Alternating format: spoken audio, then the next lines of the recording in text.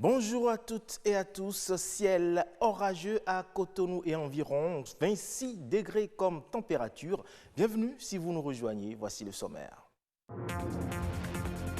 C'est une pratique de consommation qui exclut tous les aliments de provenance animale. Le végétalisme, un mode de vie qui privilégie les fruits et légumes. Mais est-ce bon pour la santé? La réponse dans un instant. Et puis on ira à la découverte de la gastronomie béninoise et de son incroyable richesse. Un patrimoine culinaire propre au Bénin pouvant être un pilier de la croissance économique. Enfin, impliquer la jeunesse dans la lutte contre les changements climatiques pour plus d'impact, c'est un concept du collectif des citoyens pour le climat. De quoi cela retourne-t-il exactement? On en saura davantage.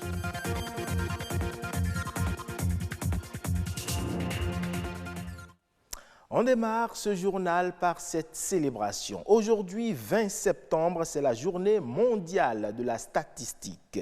Véritable outil d'analyse et de prévision utilisé par de très nombreux métiers, la statistique a le mérite de susciter la curiosité de se poser les bonnes questions. C'est donc une journée dont le principal but est d'inciter le plus grand nombre de pays à célébrer les avancées de la statistique et à rendre hommage aux services fournis par les institutions internationales, régionales et sous-régionales qui promeuvent et favorisent le développement des systèmes statistiques nationaux.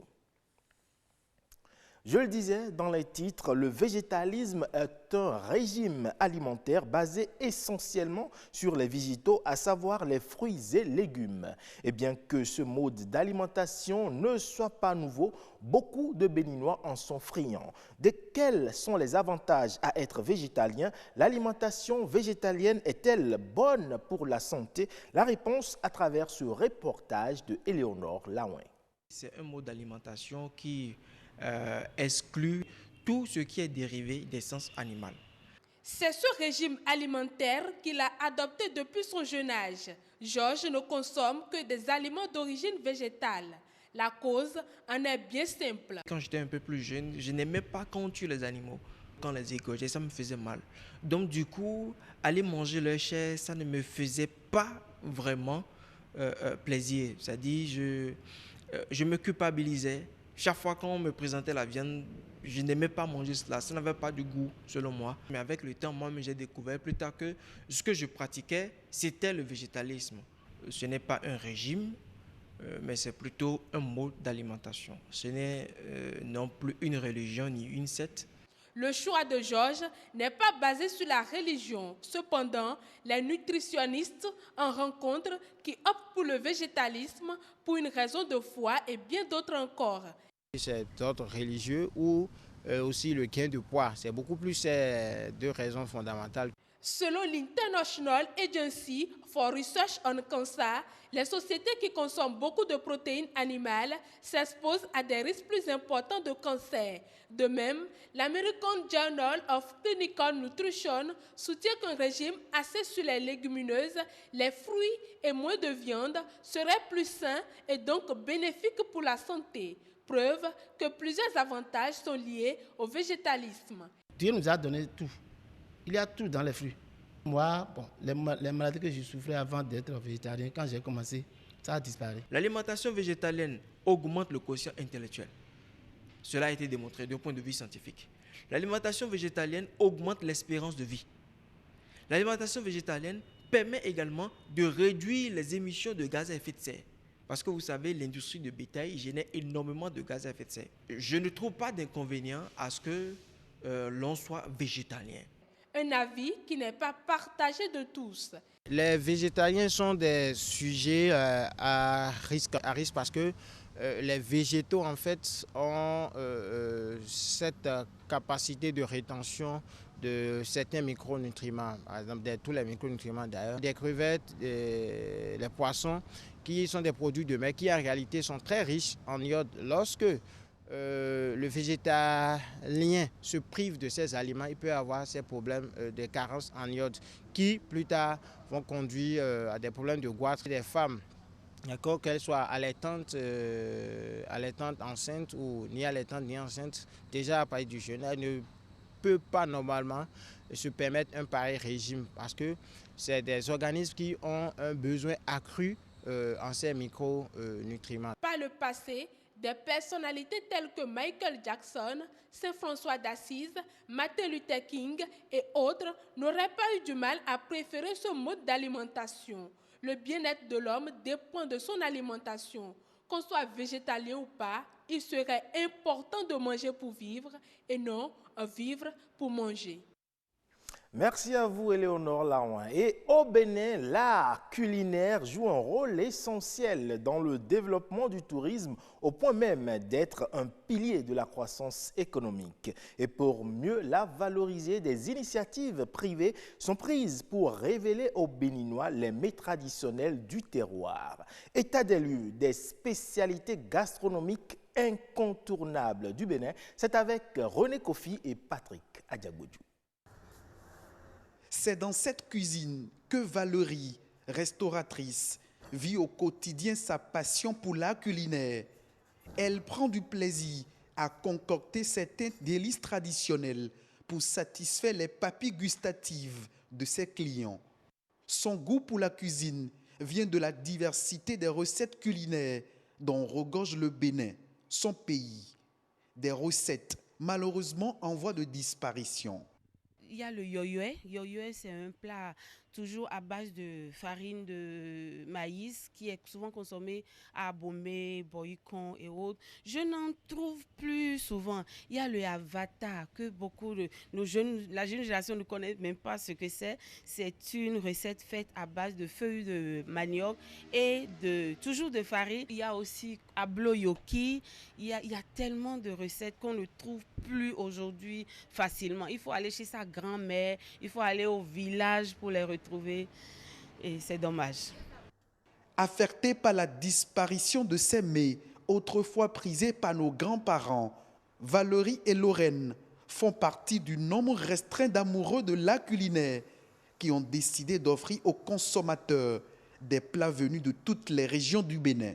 Tout de suite, quand nous avons sorti notre carte pour le restaurant, beaucoup étaient étonnés de voir le nombre de plats béninois que nous avons mis sur la carte.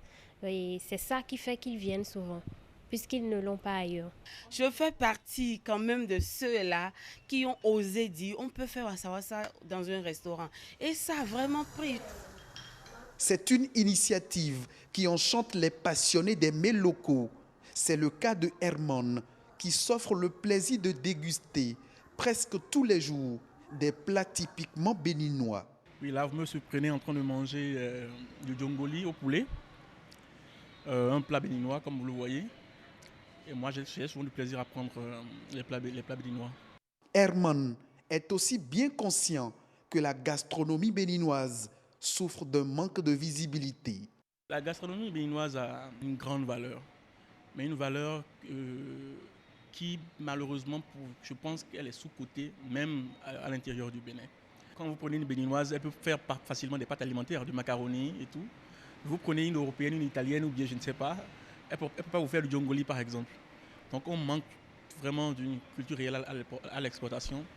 Pour ces promotrices des mets béninois, l'espoir est toujours permis pour pérenniser les recettes de grand-mère. S'il y a quelque chose à faire, c'est de le faire au plus tôt pour que quand même cette merveille, moi je l'appelle une merveille parce que c'est passionnant, c'est très beau d'avoir ces mets-là, ces plats-là chez nous.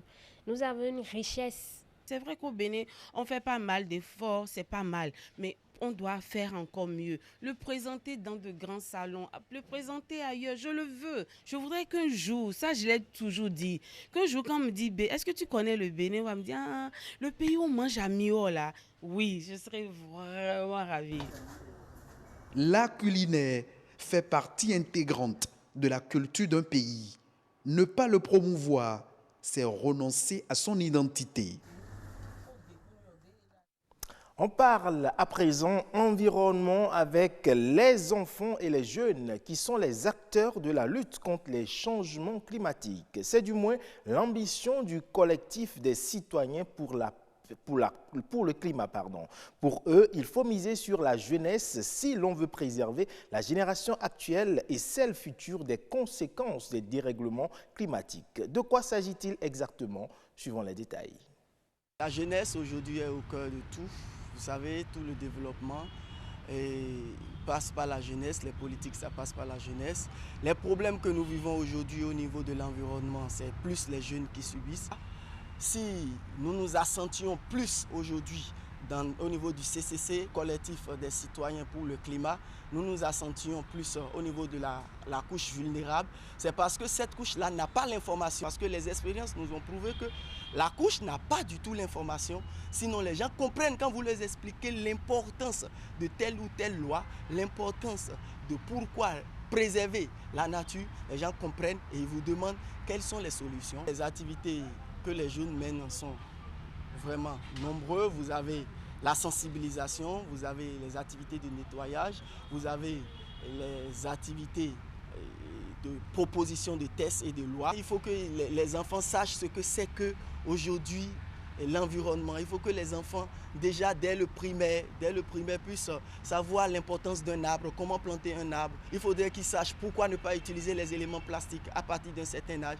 Qu'est-ce qu'il faut faire? Pourquoi le vert? Pourquoi il faut avoir un environnement vert? Il faut qu'on intègre cette thématique-là au niveau des enfants. Parce que l'avenir, c'est l'enfant. Si peut-être nous, on avait été conscientisés par rapport aux conséquences de nos actes, des activités anthropiques sur le développement, aujourd'hui, peut-être qu'on n'aura pas tous les problèmes que nous avons aujourd'hui au niveau de la jeunesse. S'il y a les moyens et qu'on constate qu'en allant vers la terre, en allant vers l'agriculture et en maîtrisant l'agriculture, puisque nous parlons de changement climatique, ça impacte l'agriculture aussi. Si on maîtrise tous ces aspects et qu'on peut produire avec de bons rendements, je pense que même la jeunesse ira facilement vers l'agriculture.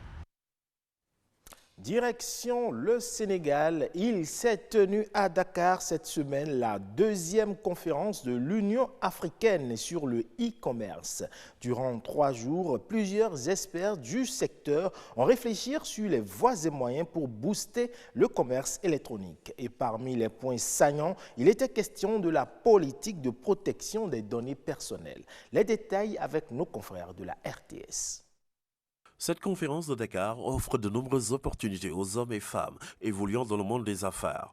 Et parmi ces opportunités, il y a l'accès à une gamme complète de produits et services innovants.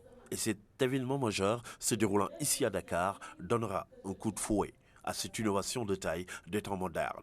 Une innovation qui, selon la ministre de tutelle, est devenue un enjeu de société et bien soutenue par le président de la République, Macky Sall. Dans cette perspective, le plan Sénégal émergent entend faire de l'accélération de la diffusion des TIC un des fondements de l'émergence, au même titre que la question vitale de l'énergie, le développement du capital humain, le renforcement de la base logistique et des infrastructures, le renforcement du secteur financier, a ainsi élaboré la stratégie Sénégal numérique 2025.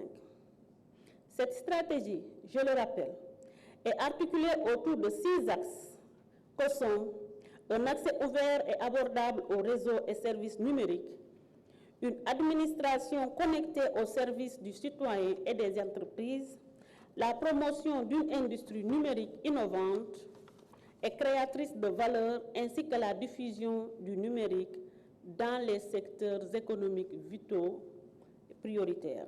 Le commerce électronique est aussi un facteur de croissance très important pour le continent africain. Et durant ces 3 jours de réflexion sur la question, probablement, le continent africain, à travers l'Union africaine, pourrait trouver son salut sur cette belle opportunité pour être au rendez-vous du donner et du recevoir à l'heure du choc des civilisations.